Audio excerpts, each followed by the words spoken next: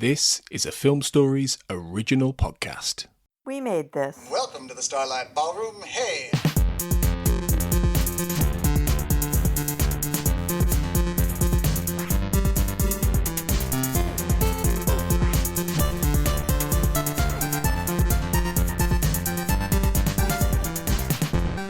Hello and welcome to Shipwrecked and Comatose, a Red Dwarf podcast right here on the We Made This podcast network. I'm your regular host, Mark, and with me as always is Kurt. Hello, Kurt. Hello, how are you?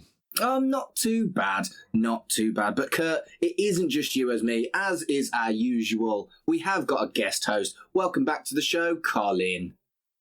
Evening. How you doing? Hi. Not too bad. I've been watching Red Dwarf, so, it could have been worse. This is true. I've been doing that too. Hopefully the same episodes. On today's episode, we are looking at Series 2, Episode 5, which was Queeg. And was this a particular favourite of yours, Kurt? Queeg is a particular favourite of mine, yeah. If anything, just for the last 20 seconds.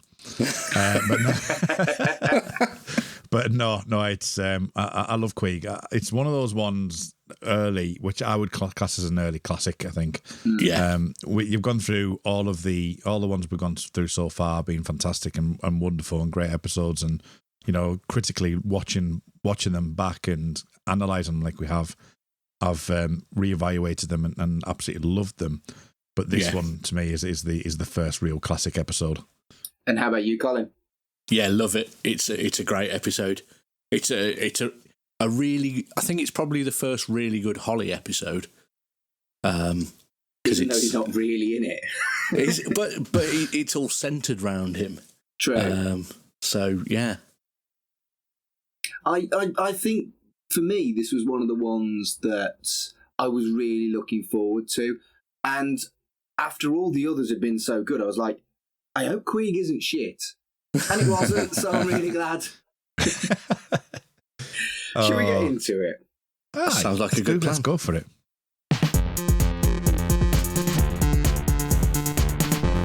So we've got the normal theme tune, and we've got Dave Lister painting the ship, and as always, at least in the first two series, we've got the Holly kind of introduction and recap. And this time he says that the biggest enemy is space craziness, but he's okay because he has his singing potatoes. You know what? That didn't land as much as I remember, actually, surprisingly enough. It was like, okay, fine.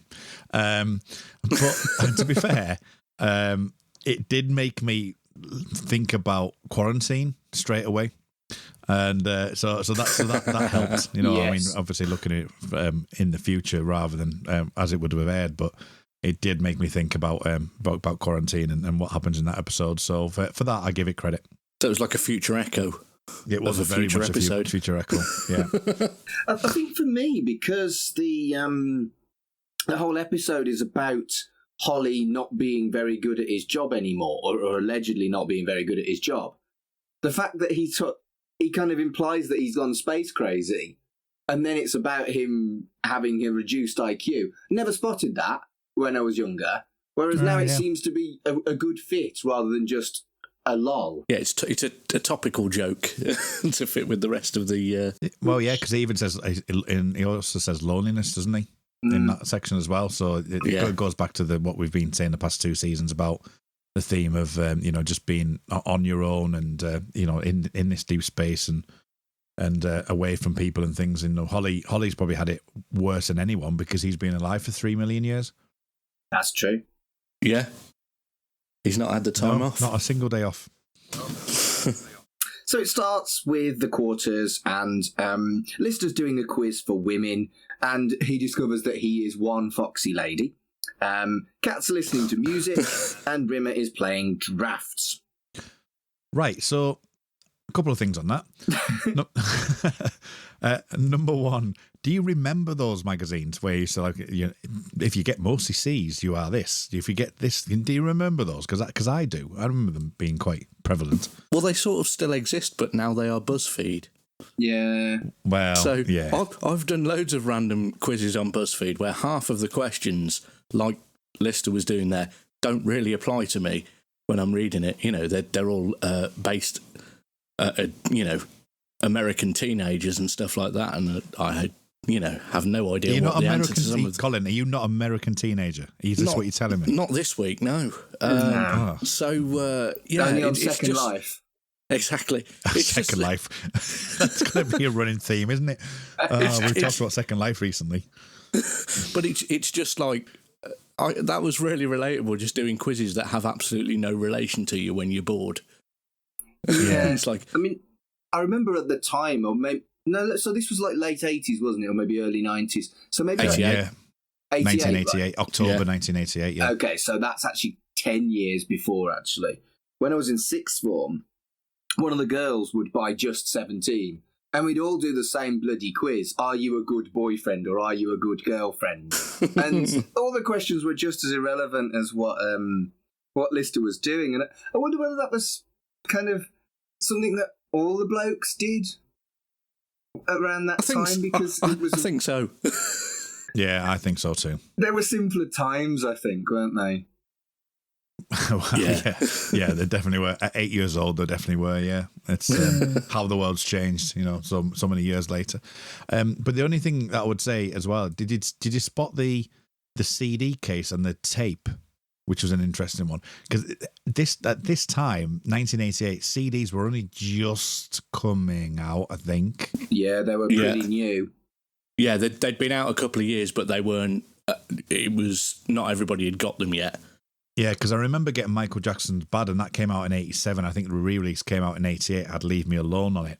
Yeah. And that was my first CD, and that was around 88. So the fact that they've got this CD, but then they've got the CD box, and then Lister says about the tapes all screwed up, and I thought it's a bit jarring. Yeah, Looking at it, because it's like if he had a tape, he's using a modern media at that point. But then they talk about the tape. I know it's just for gag, but it's just like it jumped out at me on this watch. It did, and I thought that as well. But the other thing that I found sort of particularly jarring is whether it's a CD or a tape. It was physical media, which most people don't listen to now. But it's the same later on when you see Holly's monitor, and it's a massive CRT TV with a cathode ray.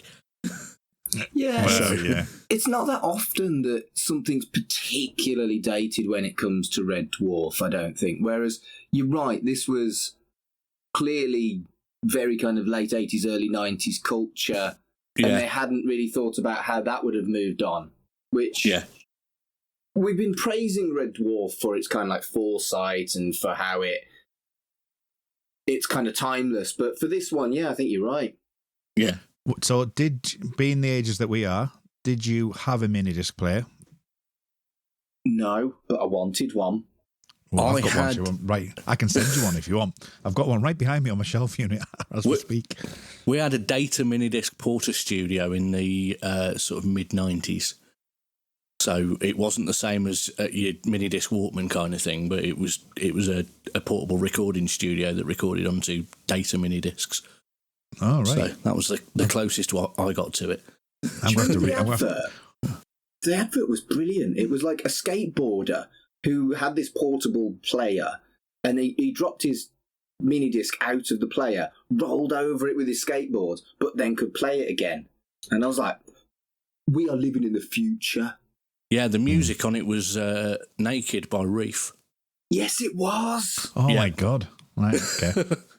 So the reason why I asked that question is because when I started to go out, and my friend was a singer, and he used to go out solo, and they used to just every musician around the county were just obsessed with using them because of that reason, because they were pretty much indestructible. You could record your tracks onto them and flick between the tracks and things, and even to this day, some people still use them for that reason. And then I just remember the Gigabyte mini discs as well, where the Sony came out with the Gigabyte ones. Or it might have not been Gigabyte. A whole gigabyte. 1 gig. 1 gig. OMG. 1 gig. And then it was right on the cusp of MP3. So mini disc just came out at just the wrong time. But But they were good media for theatre productions and as I say, musical, like sort of soloists and stuff like that. But anyway, sorry, that was a bit of a diversion. No, I enjoyed that. Forgotten music format is always good.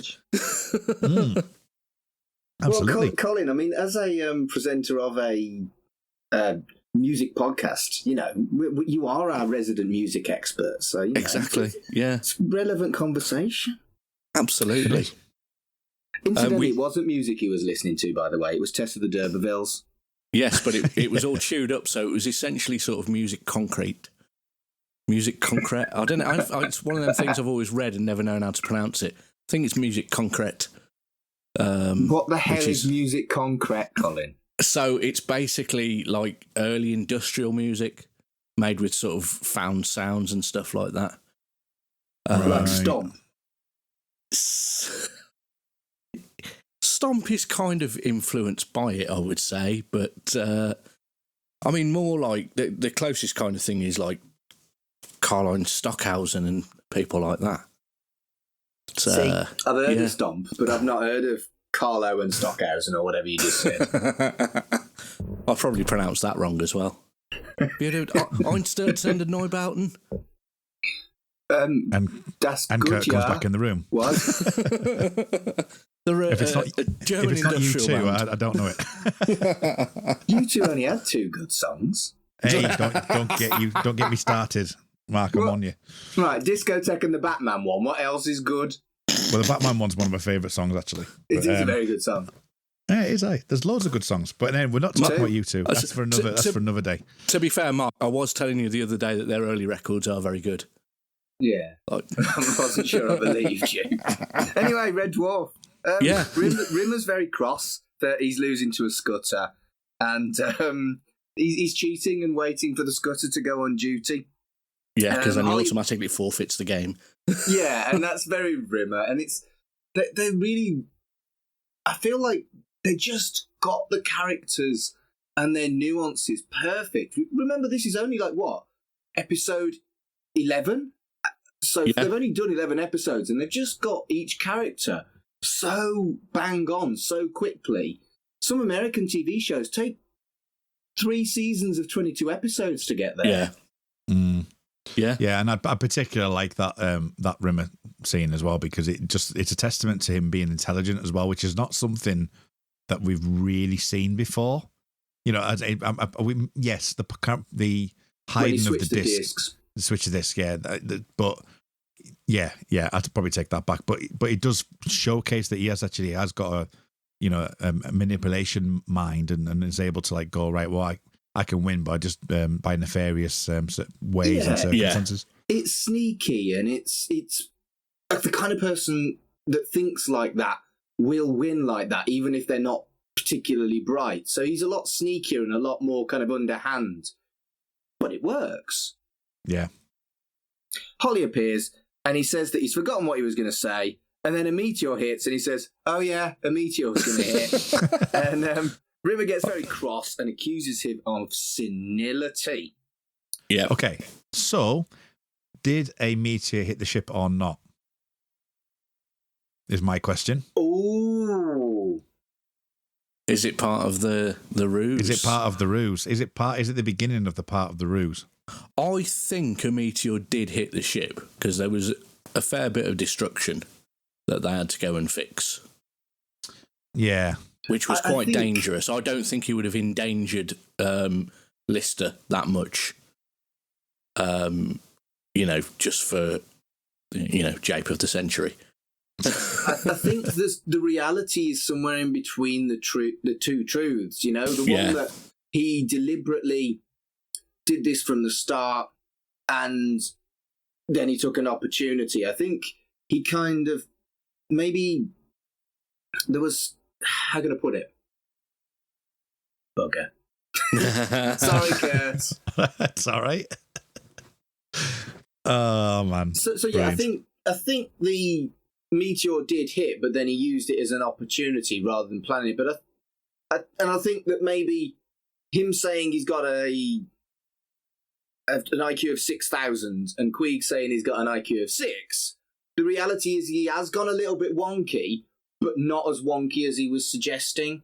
Yeah, I think he's probably kind of somewhere in between the two. Does that make sense? Yes, I think that's that could be that's a fair assessment, I think. So the damage report machine is down, but Holly does know where it has hit. So the boys from the Dwarf, off they go. They're walking through the corridors, nothing there. Rimmer's legs go AWOL, which is my kind of humour, and I laughed a lot. It's another nice technical bit as well, with the lining up the split screen that they would have had to do at the time, which obviously these days they could do really, really easily, but would have taken sort of a lot of, precision from Chris Barry to make sure he was standing in exactly the right place. Yeah, I know that obviously over the summer that I've been going through the 3 Million Years documentary, and there's a ever so slightly very quick clip of that blue screen being up on that scene on the left hand side. It's only there for literally half a second. It's not focused on it at all. Yeah. But obviously when you see the split across the TV and stuff like that, so if you're looking for the lines, you can find them. But it was nice seeing that little blue screen there, just to just as the thing, because they did it on the Mayor of Warsaw as well. They showed that split screen and how they did that. But it's all kind of like, just like, as I say, it wasn't focusing particularly on it. It was just a very quick behind the scenes snippet. Yeah, there's also in that bit, you will have probably talked about it in a previous episode that I've not heard yet, but all the listeners will have, where Holly's in his mobile mode where he's on a trolley. And I love that bit because it reminds me of, when you're at school and they wheeled the TV trolley in and it was always the best day at school. But he's on his trolley in a bit, isn't he? Yeah. But I love how, I don't think they ever did that with female Holly. I think they only ever did it with normal Holly. They didn't need to because they'd got Crichton then.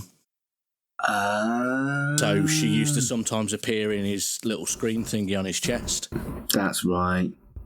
Yeah. Oh, yeah, she does, doesn't she? On backwards, she does. Yeah. That's a shame, really. I think the little kind of trolley Holly was brilliant. Trolley Holly. And the name of this episode is called Trolley Holly. That is now the official name of Definitely. any time that Holly is on his trolley from now on.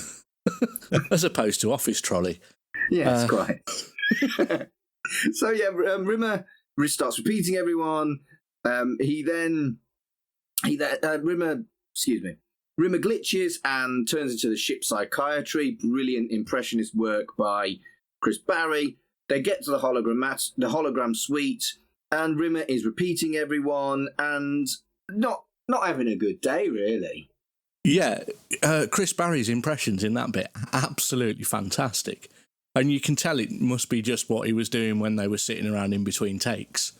And he was just, doing impressions of half the cast and crew. And then they went, right, we're going to put that in an episode. And it works really, really well. It does. It works fantastically well. But I think, and forgive me because I've only watched this the once. I've had a tough week. But I'm pretty sure that he doesn't repeat Holly's line exactly at the beginning. Everyone else's he does, but I don't think he does on the very beginning. First one, I might be in my mind. I might be forgetting that. Oh, did you spot a smeg up? I might have spotted a smeg up, or it might be my smeg up because I just imagined it. But I'm pretty sure that the first line that he says when he repeats Holly isn't word for word exactly what Holly actually said. Well, I didn't spot it, but it doesn't mean it wasn't there. It's disgraceful. I can no longer be a fan. I'm going to have to stop doing this. I know that these inconsistencies of this TV show is just sending me for a loop. Like, it's horrible TV show. Hate it. Can't get anything right. No. Sorry, Mark. Sorry. So they're back in the control room, and Kat and Rimmer are giving Holly a hard time after the damage and after Rimmer went wonky. Suddenly, an unknown computer face appears. And it is Queeg. He's the backup. Yes. Lister defends Holly, saying he's got an IQ of 6,000. And Queeg says it's not 6,000, it's 6. And that he has all his answers from the Junior Encyclopedia. And they've been going round in circles. Junior Colour Encyclopedia of Space. Yes. And yeah, Holly's retired and Queeg's in charge. Did we not get the explosion scene before that, though? Or was that later? We did. But yeah, that was in the hologram suite, wasn't it? Sorry, I missed that. Yes. Yeah, because that's that in itself. I mean, they mention it in the 3 million years. I know it's been mentioned before as well, that the little trampoline that he uses to jump over. Yeah. And the explosion's quite pretty big. And and it's got one of the best lines of Holly's career is when he says, "Or is it the yellow cable?" Yeah. Just the way, again, he's just held, he's waiting for the audience to like just calm themselves down after a little bit, and it's like, oh, did he mention the yellow cable? And I just love the way that's played, that whole cable scene, because the amount of unnervingness, the very kind of like sort of ramping up of tension, the fact that you hit the sound designs, you're hearing it, and it's getting louder and louder, and higher pitched, and you're starting to worry for them all, and it's getting worse, and obviously Lister's he's like following the instructions, and then you've got Rimmer doing what he needs to do, and then finally you get that deadpan line. It just fits perfectly. As Lister staggers back up, there's smoke coming out of his hat, which is a nice little visual detail that I thought was brilliant. Yeah. I think with this scene, it's not just that it's so well written, it's the fact that Norman Lovett is clearly made for this part, and his delivery and his voice, everything about it has melded perfectly at this point. And it's just so fucking sad that no disrespect to Hattie Hayes, she was also brilliant, but it's so sad that he leaves after only 2 series. And do either of you know why? Yes. I do, but we'll talk about that in the next one, because that's his last episode. Tune in next week, folks, where we'll discuss what Mark said in this episode. That's almost like a continuation of the plot. God, cliffhangers. We're going into the 20th century with like storytelling over multiple episodes. What's going on here? Mad. So Queeg's appeared. Yes. So Queeg's appeared. Oh, by the way, and the shuttle was late. You see, the shuttle was late, which it supposedly was after somebody as well, which I quite liked. I like the fact that they've. It was one of the crew, but I can't remember which one. I want to say it's Harold, but I'm not entirely sure it was him or not. Yeah, no, I can't remember. So can I ask a random question here? Are either of you into the football? No. The football, the ball that you kick around. I'm aware of it as a thing that the heterosexuals tend to like. Not all heterosexuals. Yes, the general heterosexual populace. Of which I am one of them who supports the current Premier League champions. Right, so yes. So, I don't even know who that is. I'm quite proud of that. Chelsea? It's Liverpool. Oh, is it Liverpool? Yes, my family are from Liverpool. Okay.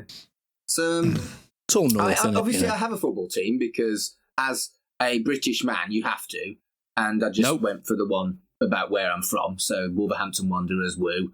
Although Wolverhampton technically is apparently owned by China now. I don't know. Is that something? Or have I made that up? I don't know. No, I don't know, actually. I don't know. But they're doing all right, Wolves. They're doing all right. Anyway. Are they owned by China or Saudi or something like that? I thought Wolves were owned by Elton John. No, Wolves used to be owned by a bloke called Jack Haywood, but he died. No. Anyway, so yeah. the reason we're talking about the kickball is what's wrong with Tottenham Hotspur? Why did they particularly pick on Tottenham Hotspur to replace the word shit? Right. Yeah. Okay, I'm guessing that depending on where, because Holly's got a southern kind of London accent, doesn't he? Yeah. So whether or not he's a fan of the Arsenal or the Chelsea, then you're talking London rivalries. Quite possible. That makes sense. So the fact that he's saying this is a whole load of Tottenham Hotspur, I think is. I think it may be to do with that, potentially. So in theory, if they'd got a Mancunian actor, they might have had him a whole load of City or a whole load of United instead of a whole load of Yeah, and I think Tottenham Hotspur just works, doesn't it? because of the natural name of it, and the way it's the circadian rhythm of the name. So they're not particularly disliked by everybody, just the other London teams. It's not like they're the ones that, I don't know, injured lots of people or something. No, they're not. Well, Leeds were renowned when in the 70s for being a really rock hard, like hard team. Or you've got likes of Millwall, who had quite a big hooligan kind of aspect to them. So, but no, Tottenham. Not that I'm aware of. Anyway, I've never seen Tottenham as a particularly a team that you would love to hate. No. No, I was just fascinated because obviously it's a culture I'm just not getting at all. So the joke didn't really hit with me. I wondered if it was something that was absolutely fucking hilarious to fans of the kickball. He's definitely a football fan. I don't know which team, but I've just done some Googling to try and find out. And in the mid-70s, Norman Lovett wrote a book called the Football Programme Collector's Handbook, including price guide. Gosh. Okay. So that's a fact I didn't know before. So it appears like we've deduced that it's just a London thing. He's from London and supports one of the other ones, probably. Quite possibly, yeah. Yeah. Either that or Tottenham Hotspur is just a wonderful couple of words that work quite well in the rhythm of what he's saying. It also could be Rob Grant or Doug Naylor that don't like Tottenham Hotspur. Are they Londoners? Rob Grant is from Manchester, but I think they were living in London at the time. Huh. And anyway. Doug Naylor doesn't do any of the interviewee type stuff, so I haven't got a clue. So sorry for that massive tangent, but should we get back to the show? Yeah, because they're in the quarters. Shit. Football is shit, I agree. They're in the quarters, and Queeg says... The quarterfinals? We've got him started. Are we in the quarterfinals? Sorry. We'll stop talking about football. I apologise. Brilliant. What does FA stand for? Fuck all. Yeah. Okay, right. So it doesn't have a thing? No, Football Association. Oh, that makes sense. The Football Association Cup. Yeah, right. Right. So Queeg's appeared. Yes, Queeg's appeared, and he says that they've changed course. Are we watching like an episode which just repeats after it?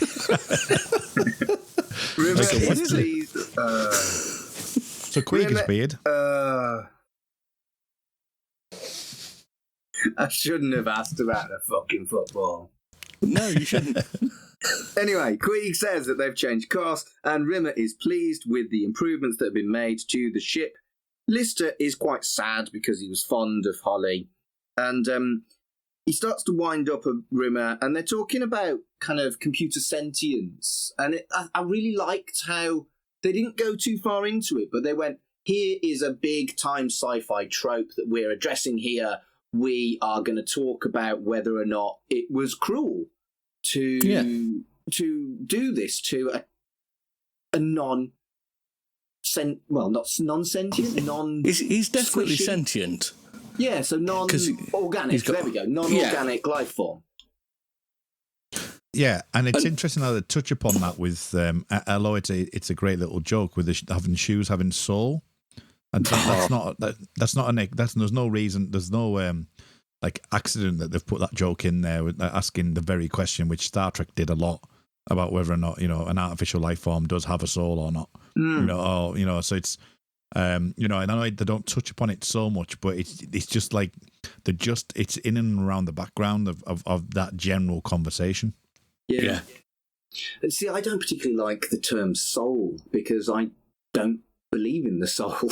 So I can't think of an alternative way to phrase it. Yeah, but it wouldn't really work for the sole of your foot, though, would it? No. Yeah.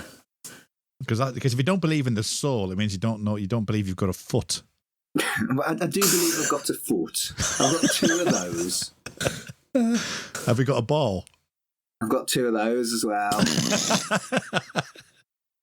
What would you have done if I'd only got 1 and it was a really embarrassing thing that I was really upset about? Are you Hitler? I'm not fucking Hitler, for God's sake. Fuck all. There's more than one person who's only got 1 ball. Yeah, but the famous one's Hitler.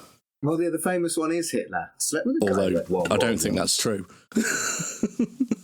Have you ever seen a cock with one ball? I've not looked at that closely, to be honest. They look I don't really think so. weird. They were. Okay, fair enough. Right, okay. Anyway, where the bloody hell did we get there?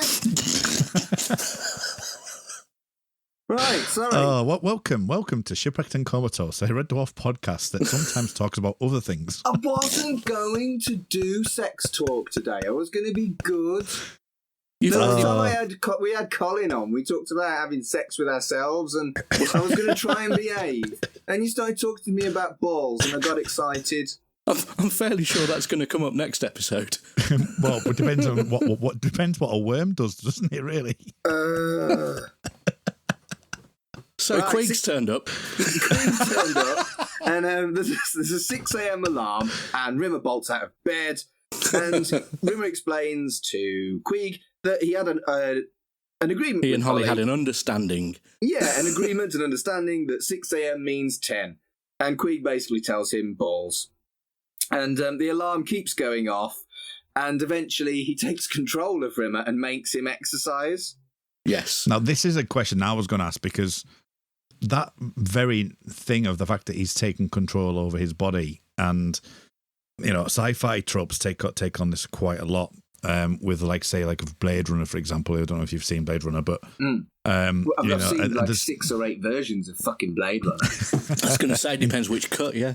Yeah, and 2049 as well. Remember, but yeah, this idea that that Rimmer's got no control over his life at that point. He's literally been taken over. It's almost like the company owns him.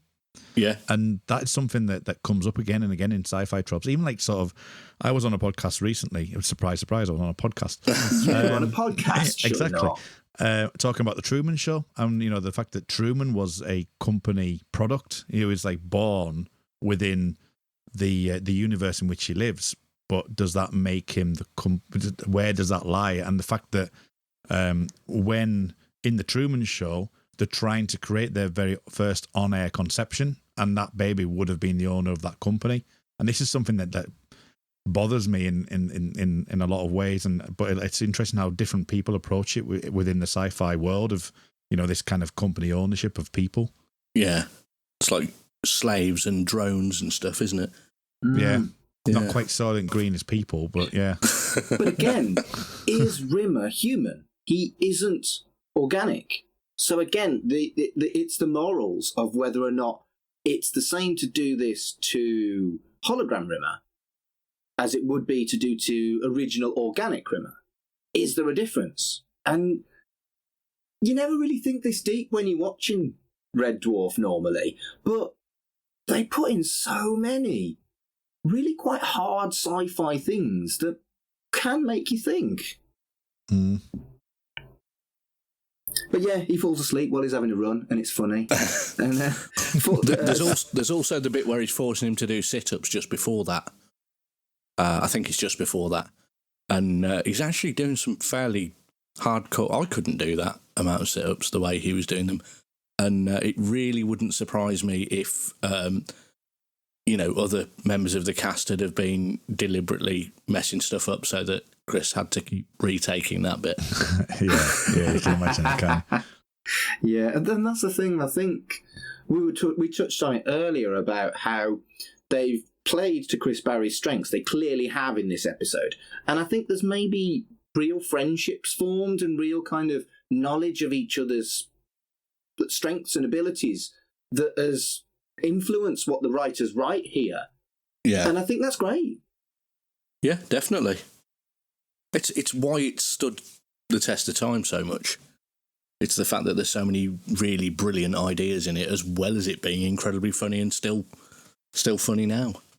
As Rimmer has fainted and he's running, he goes past a cat who can't make the food machine work. Yeah, and so eventually Lister asks about the machines, and Queeg says, "You have to work to make the machines work." So, cut to the corridors with Lister and the cat cleaning the floor. And they basically have to work all day and Holly arrives on the Holly trolley, and he's in a flat cap as the new night watchman. Yep. And don't forget the scarf. Yeah, he's got a scarf as well. It's a lovely little touch. And they basically ask him to help. And Holly points out that, well, you didn't defend me, did you? Yeah. And so they have this kind of like back and forth where he says, I want to prove it. Oh, go on then, prove it. Oh, you want me to prove it, etc., etc. But eventually they get to ask him a question, and he brings up this junior encyclopedia up in front of him on the screen. And regardless of the fact that they think he's using the fucking encyclopedia, they both want him back. Yeah. Well, you would, wouldn't you? It's Holly. He's really lovely. Would. I mean, yeah. The guy who plays Queeg is much more attractive than Holly, but, you know, I'd still want Holly. I'm glad that you mentioned him. We need to talk about Charles Organs. Do I know him other than as Queeg? You will have seen a film that he's in, but you wouldn't have recognised that it's him. Go on. He's been in various other bit part of TV things where he was in an episode of Blake's 7, and before this he was most well known for a Baby Sham advert in the mid-80s. He's the deep voice guy on the Baby Sham ad. Yeah. Oh my goodness. Yeah. Did you not see that tweet I put on the other day, Mark? Yeah, and I didn't clock what the bloody hell you were doing it for. Well, rewatch it. Go back to that tweet and watch it when we finish here. We'll have to retweet it out from the Shipwrecked account when the episode goes out. But so he is mainly a choreographer and a dance teacher. He's Danny John Jules' mentor, and was for. I'm just going to re-say that because I just knocked my microphone over with gesticulating hands. Were you doing a bit of a dance there? I was, yeah. No, so he was Danny John Jules' mentor previously. So it was actually him that brought him to the attention of Grant and Naylor when they were sorting out the casting and everything. He choreographed a bit of dancing that we will see in a later episode. I wonder which one that is. Next week. And which was filmed before so that we won't talk about that actual thing, but that was filmed before this in production.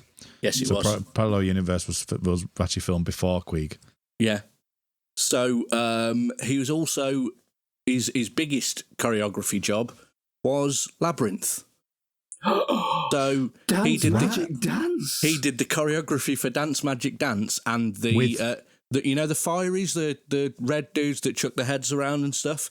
And he's one of the fireys, and another one of the fireys is Danny John Jules, which I didn't know until yesterday. Good grief! I need to fact check this. Good grief! Brilliant. I mean, he was brilliant anyway, but wow, I love Labyrinth. He's now the chair of dance at Duke Ellington School of Arts in Washington, D.C. Right, so what's his name? Charles Organs. Augins. Right, because the link, this is my link with you, is that Gates McFadden also choreographed on Labyrinth.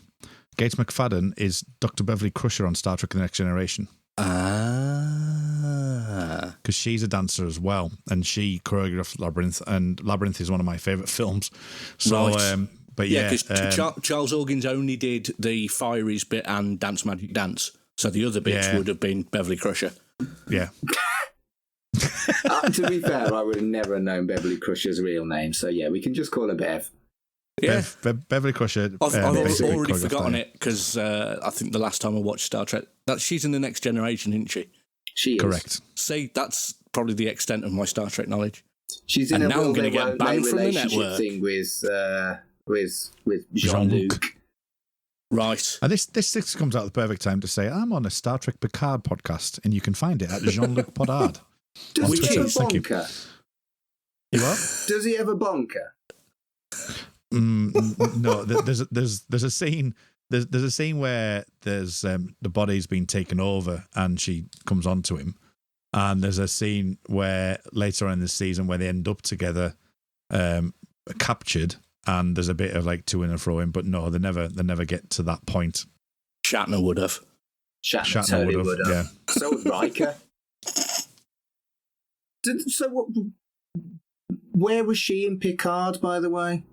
She might be coming in next season. Okay. Because she's not mentioned at all. Neither's Wesley. I would love to see what's his face, funny guy who played Wesley. Will Wheaton. I would love to see Wesley. Will Wheaton. Will Wheaton. Will Wheaton. No, the in the book, the Star Trek Picard book with Una McCormack. I'm talking about Make It So now, which Tony discussed with Una McCormack, and she's been on the podcast as well. That Beverly is head of, like, I think she's Starfleet Medical, and she speaks to Picard. So in the universe, as we speak in the books, that she is still speaking to him, and as I say, may well appear. And Worf is captain of the Enterprise. So there you go. That's the official line at the moment until they decide to change it. Yeah, Star Wars is better though. That's the official line. We can all agree that Red Dwarf is the best. Moving on. Yeah, that's Red fair. Dwarf is the best. Yeah. So they're back in the quarters, and Lister gets a pea on toast for dinner because he hasn't worked very well, and he loses his pea and gets very upset. That's my pea. It was my pea. I earned it. I don't care where it is. It landed in your sock basket. I'll just have the toast. Even Lister has limits, which I quite liked in that episode. And so they're talking about how they feel bad for not sticking up for Holly, and Rimmer says he's had no friends ever, and goes into detail about his space scout friend Porky Roebuck, who on a camp betrayed him and helped the others in an attempt to cook him. Yes. Which is excellent. I'm all for a bit of cannibalism. There's a really horrible line that I just can't get on board with, but I guess for some people it must resonate. And Rimmer says friends are only friends when it suits them. And I was like, ow! Right in the feels. That is an interesting line, though. It is interesting. Yeah. I can see why Rimmer, being the sort of damaged individual he is, would think that, which is really sad. But he's brought it on himself. Perhaps there are people out there that genuinely feel like that about their friends, and it's so bleak. Yeah, there's definitely some people that think that. Yeah. You know, glad I don't. I mean, I need you guys right now to do a podcast, you know? Well, yeah. Thanks, mate. It's all right. Me well. So there was a line in there that I didn't get. Plinkle blip blap blop blap, or whatever it was. Porky Pinkle. Swimmy. I don't know. I don't know either. Was that a play on dib dib dib dob dob dob? Do you think?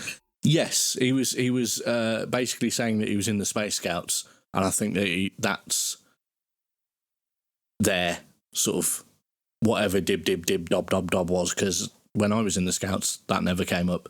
So no. Would you like to know what dib dib dib dob dob dob stands for? Because they're both actually acronyms. Amazing. Go on then. So I'm a scout leader, and I actually looked this up. It's just from the Cubs. If you remember at Cubs, you would circle around Arcala, and you would all say, "I will do my best." So dib dib dib is almost always spelt wrong. It should be dib dib dib spelt DYB DYB DYB. Do your best, do you? Of course it is. And then dob dob dob is do our best, do our best, do our best. So it's a call and response that went out of fashion donkeys years ago, way before our childhoods, but that was where it actually comes from. So there you go. I was in the Cubs. And I was in the Scouts. But our Scouts mainly just did sort of shooting and archery and never did any badges, and used to generally get told off by the district scout leader thingy because we were cool. Well, unfortunately, I wasn't in any. But when you were saying that, dib dib dib, do your best, all that entered my head was Mr. Burns on The Simpsons singing "See My Vest." Good, good. I mean, I do love The Simpsons, but we definitely shouldn't podcast about it. No. There's enough already. Is there a lot of Simpsons podcasts, is there? There's a fair few, yeah. Right. And then he points out that even Lister has been seeing his inflatable sex doll, which made me laugh because inflatable sex doll. It's a good use of alliteration, isn't it? As well, inflatable Ingrid. There's polythene pal. It's polythene pal. Yeah. I didn't think of that either. Yeah, it's alliteration as well, isn't it? Yeah, it's polythene pal. Yeah, IP. But it's genuinely very sad, this scene, because it's probably true about Rimmer that he's never had a real friend, and he hasn't worked out that he's got one now. Yeah, because Lister they're the kind of friends that would not admit they were friends, but they bloody are. Yeah. And they're both coming from different. I know we've talked about this before, but they're both coming from different backgrounds. But at the same time, Lister's a humanist at the end of the day, isn't he? Really? Yeah. You know, because he's obviously got that much empathy with him, within him, that he knows that the fact that he's been bullied this much, because he's obviously Rimmer is obviously damaged goods. You know, everything that he said overall, and there's no way Lister's got a heart. He wouldn't. You know, without physically telling him, in the background, you'd be thinking, you know, what a unlucky life this bastard's had. You know what I mean? It's kind of like it's just not right, and you know, and Lissa wouldn't be able to let that lie. I don't think.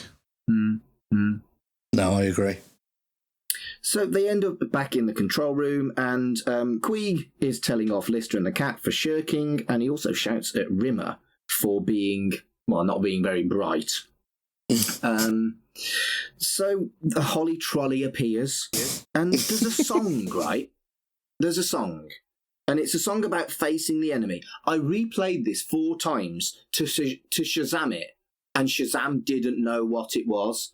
So I'm thinking they created this song for the show itself, unless either of you have got any better ideas.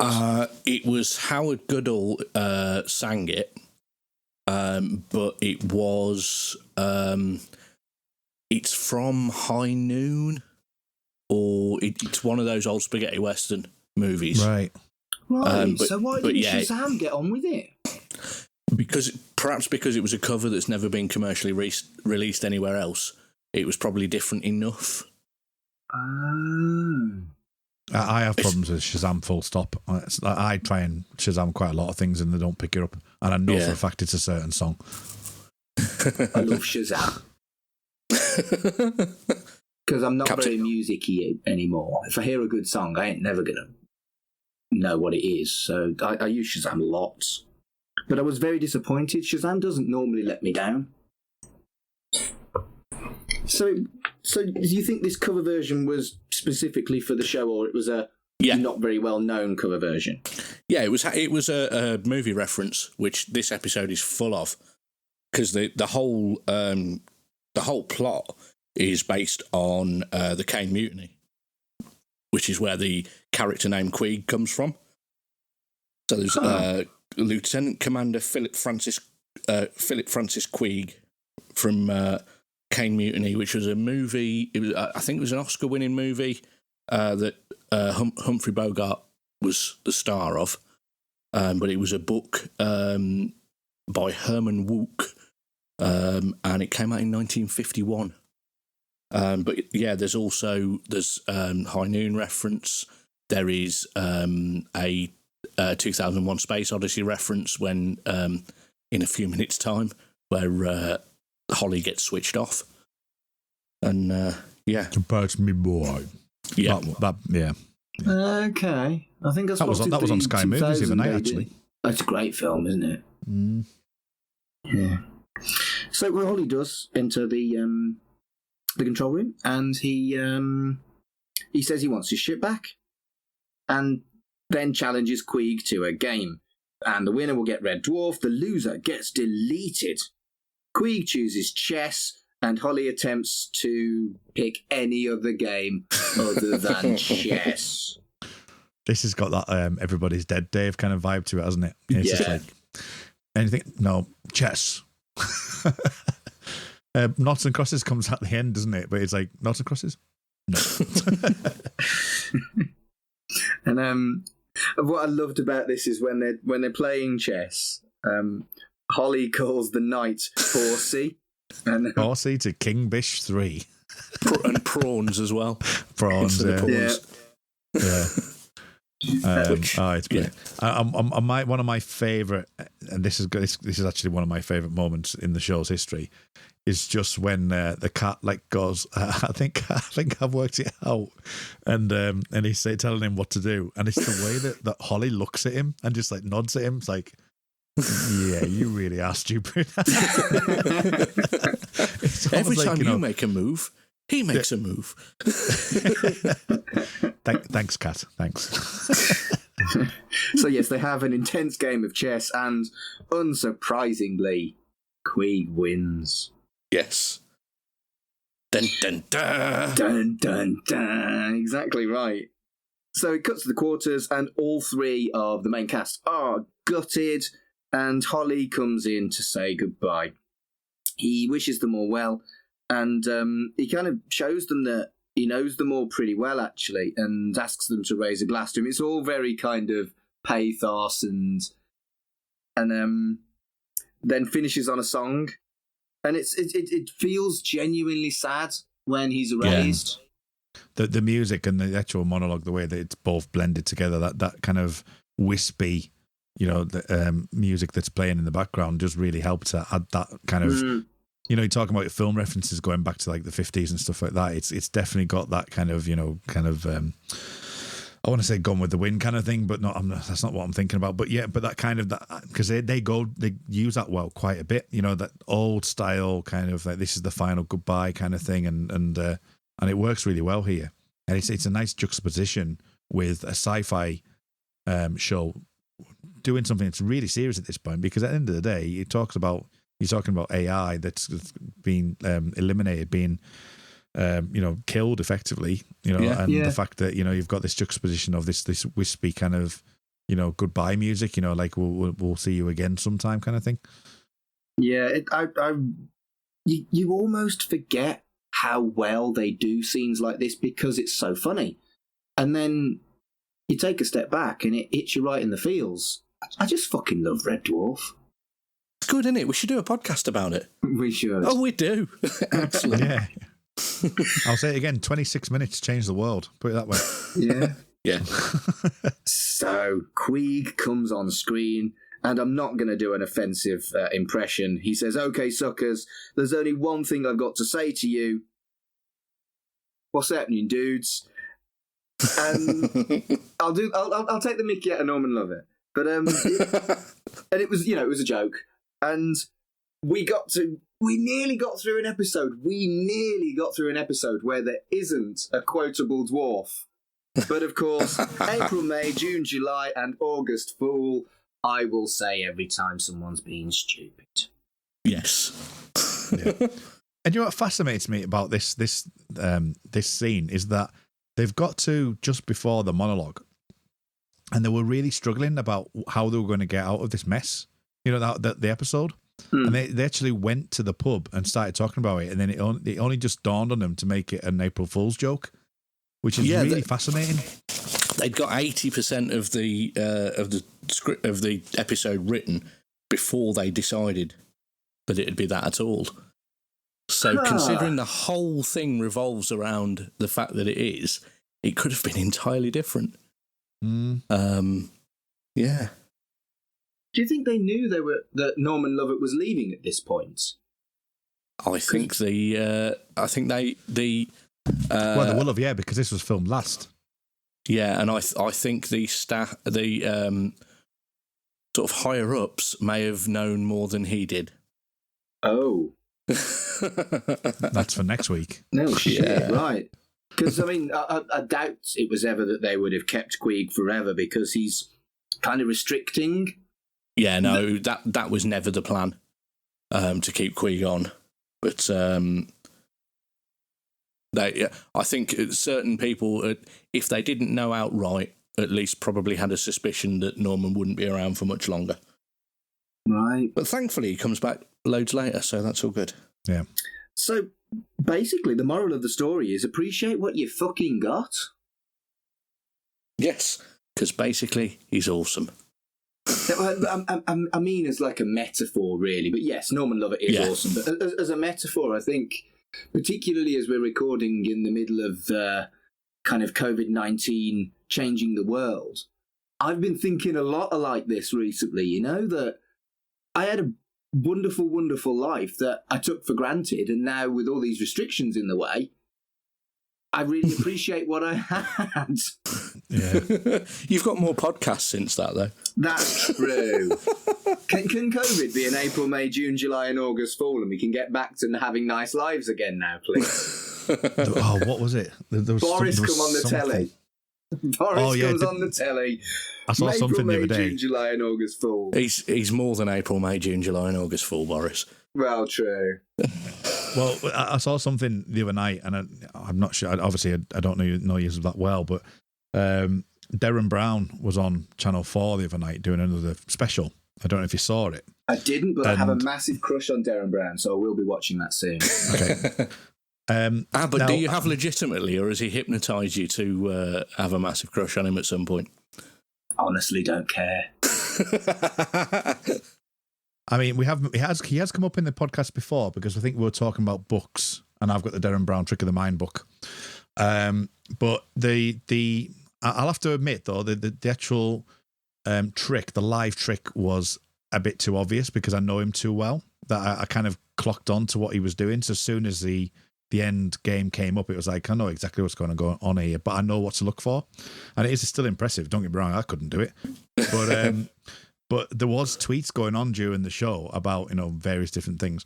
And people was like turning around saying, is this when Darren Brown turns around to say he's hypnotised the world?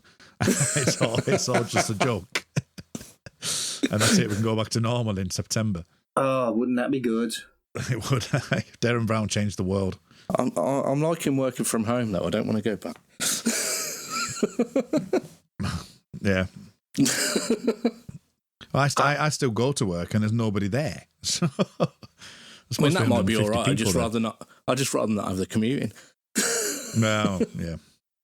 Yeah, seems legit. For those people who do commute to listen to the podcast, though, it's always a good thing, because people listen to podcasts on commute. So that is true. That is true. Thank you for listening on your commute if you have one. Thank you for listening while you're doing the housework if you don't have one.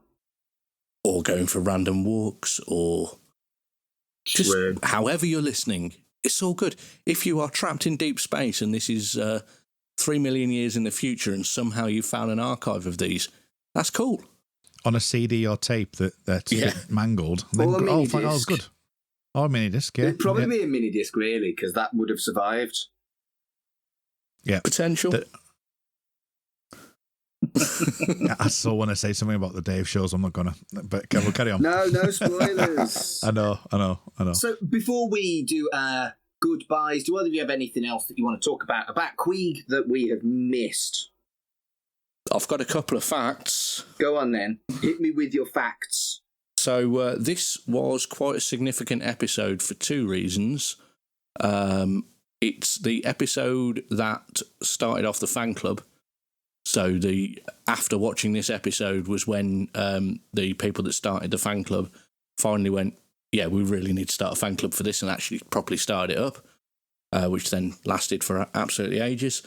And it's also the episode that the producers at Universal saw and decided that, they needed to do Red Dwarf USA.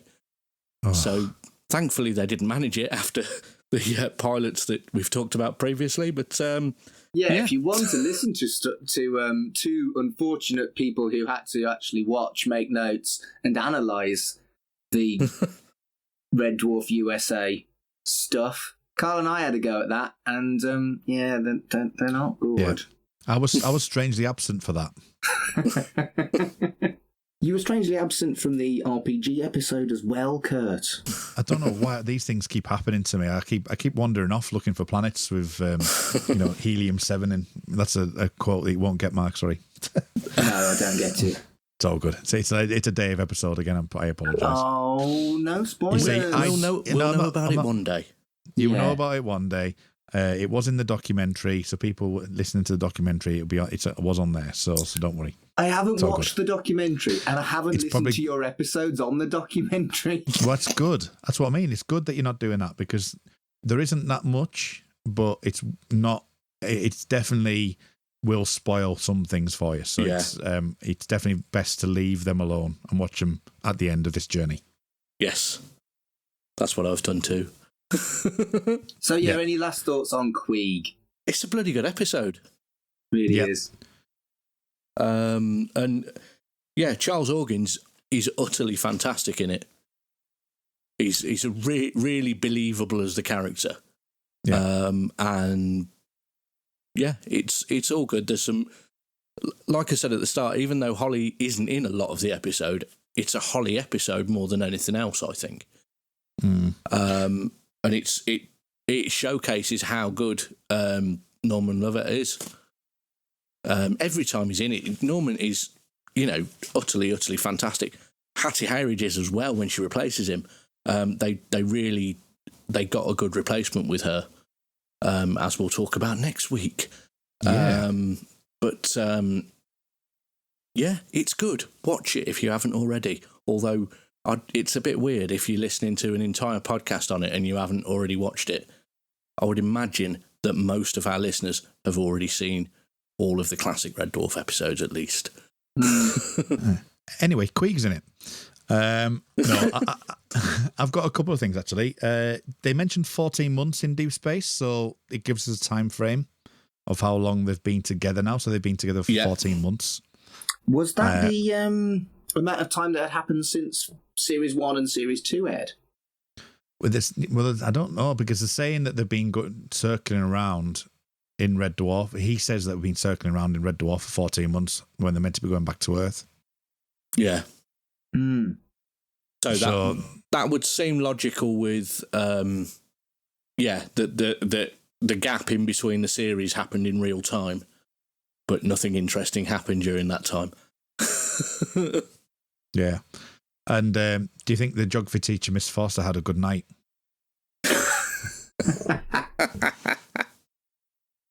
She didn't think men were better than machines. And that's it. That's all I've got to say, really. I think that's the things I need to say. Right, Colin. Where can people find you on the internet? So, I'm on two other We Made This podcasts. We Dig Music, which is me, my mate Ian, and my friend Tracy talking about music, obviously. We're on a bit of a break at the moment, as we will have possibly announced by now when this episode comes out, but we'll be back at Christmas. And then Free With This Month's Issue is my other one, which is still going at the moment, monthly. And that is where we listen to a different free CD from an old music magazine each month with a different guest. And that both of them you can find on wedigpodcasts.com or by searching for either of them in your podcast things. On Twitter, at This Month's Issue and at Weedig Music PCast. And then various Instagrammy things. Just have a look, you'll find them. What about you, Kurt? You can find me on Twitter at rmuldrake. That's RMULDRAKE. That's a deep dive for those X-Files fans, which is also what I'm on, the X-Cast, the X_cast. You can find me. I'm now in charge of season 6 onwards with Carl Sweeney and Sarah Blair. And that will be coming back very shortly, actually, when this airs. The season 6 we're covering. So we covered the Fight the Future Minute, which is the Fight the Future film from 1998, rather than 1988, which was what we're talking about here, where we covered the film minute by minute. So every single minute of the film we covered, with a host of Patreons and guests and hosts and people who have been on the X-Cast. So we are moving into season 6. That's where I'm going next. I'm also covering season 3 of Millennium at the moment on my podcast, The Time Is Now. And you can find that at The Time Is Now pod. And that's on the show Millennium, which is a TV show starring Lance Henriksen, who of Alien fame. And he was in that show, and it was all about the coming apocalypse. And we're in season 3 of that. So those are the best places at the moment. Hopefully we'll have some Star Trek Picard news, as I mentioned before, but I've already mentioned where you can find me with that, which is at Jean-Luc Podard, and that's the Make It So podcast. And I did mean to mention earlier when you said that despite me not being a Star Trek fan, Jean-Luc Podard is probably one of the best Twitter names I have ever heard.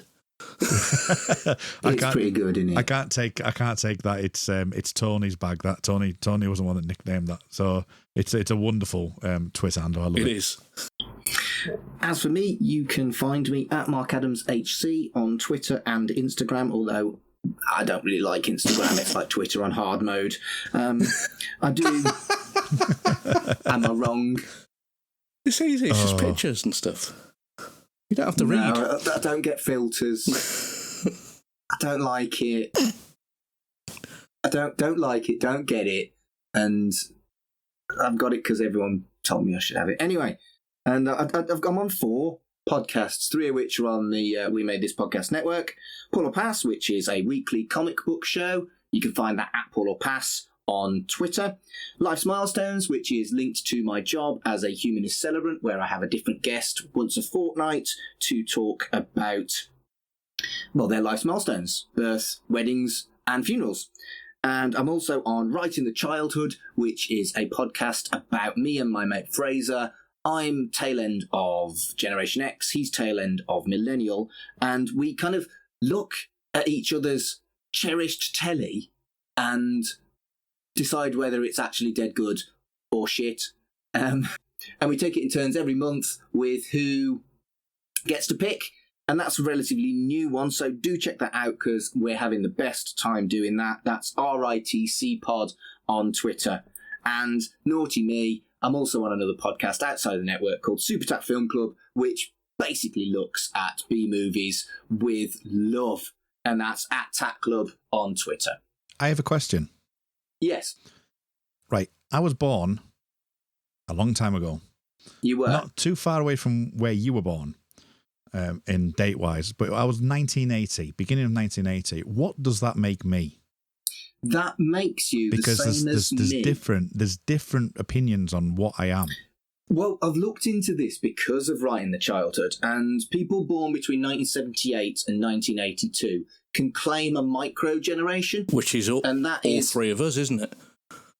Yeah, that is actually all 3 of us. Yeah. And it's essentially, it acknowledges that there was a transition between Generation X and Millennial that you can't really put a firm end of. But essentially people like us had analog childhoods and digital adulthoods. And we're called Zennials. And it kind of melds X and Millennial into one. And it basically means that we're kind of in the same kind of like financial situation and the same kind of age group as Generation X folk, but we have kind of millennial outlooks on life. So there you go.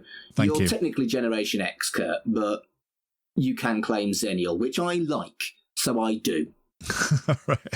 Thank you for that, because it's been bugging me over the last couple of weeks, strangely enough. I don't know why I started searching it. And then I was like, generation am I? What generation do I actually belong to here? Because one says one and somewhere else it says another, and it didn't make any sense. But you say this, and Fraser, my co-host on Right in the Childhood, he's in the same situation as us, but in between Millennial and Generation Z. For years, he'd thought he was a millennial, and then they just chopped his generation and said, right, Generation Z has started now. So they haven't got like a meldy name for that yet. Toddler. But he's a toddler. He's 24. That counts as toddler. Okay. Anyway, no, thank you for that. No, that was really. I really wanted to know that. That was a genuine question because I was struggling over it for about an hour. Going through different websites. Yeah, well, I've done all the same research as you because, like I say, the whole idea of that podcast is generations. So, I find it fascinating, but some people might not. So we should probably wrap up our Red Dwarf podcast talking about random shit. Absolutely. So thank you for listening to Shipwrecked and Comatose. We'll be back next week where we'll be covering the final episode of Series 2. We'll be looking at Parallel Universe. Until then, Zennials. Elsewhere on We Made This. Observing the pattern. a fringe podcast. You know, you'd have a doctor saying, oh, well, it's because, you know, if someone's come back from the dead, it's because they were frozen and their body temperature warmed up, or, you know, oh, they ingested this poison that, you know, made it look like death, or whatever it was, rather than it being a miracle that's seen as the more outlandish thing. So it's quite interesting seeing the roles reversed here. Because I know our sympathies lie with Walter, but then equally, I felt kind of sorry for the priest, who's just like, right, you realise this is mad, right? Yeah. There's no part of this that is safe. Life's milestones. Sleepwalkers. Took him to see that. That Stephen King thing with the evil cat people. About the incestuous cat people, yeah. Goodness sake. And also Natural Born Killers was another one I went to see with my dad. How old were you? Well, he used to sneak me in. I was about 14. Yeah, so he'd go and buy the tickets, and I'd go and get the popcorn, and he'd be like, right, let's go. Bearing in mind, my dad at the time was the detective sergeant of the West Midlands Drug Squad.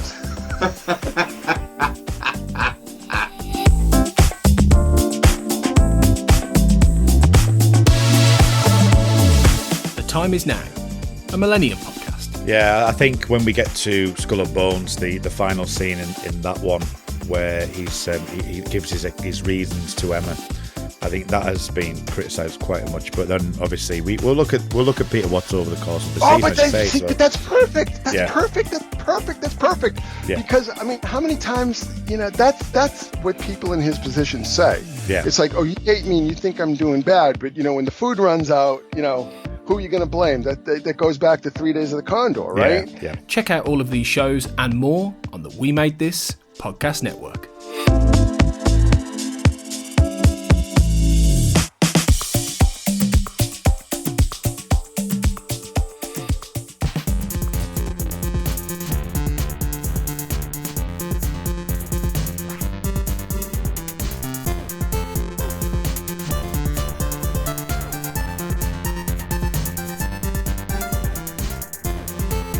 Shipwrecked and Comatose, a Red Dwarf podcast, was created and produced by Mark Adams and Kurt North. You can find us on Twitter at Red Dwarf Pod, and we are part of the We Made This podcast network, which can be found online at wemadethispod.com or on Twitter at We Made This Pod.